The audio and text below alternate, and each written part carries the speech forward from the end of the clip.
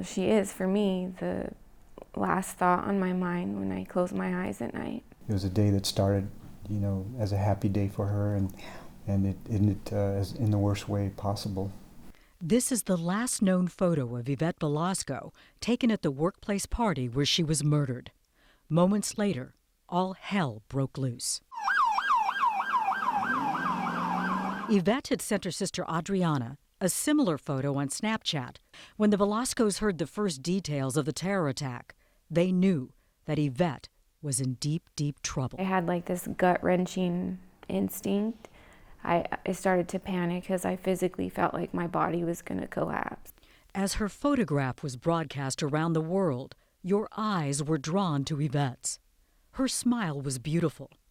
The youngest of 4 sisters, ranging in age from 27 to 38. Even though she was the tiniest one, she was the strongest. To call this a close-knit family is an understatement. Happy birthday to you. Here she is celebrating her birthday and her brother-in-law's. Happy birthday. How close are the Velascos?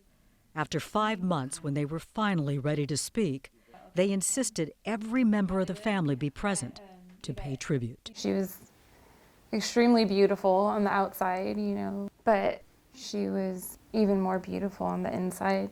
Whenever you had to make a life-changing decision, I always had to talk to Yvette first. Yvette lived at home with her parents. Last week, they gave me a tour of her bedroom. This tiny Buddha, a symbol of the tolerance she showed all faiths.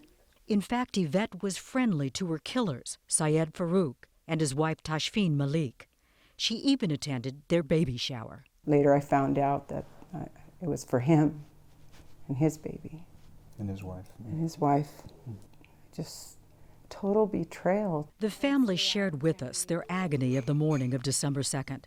After hearing news of the attack nearby, Dad sent out mass text messages to his daughters, who all worked for the county.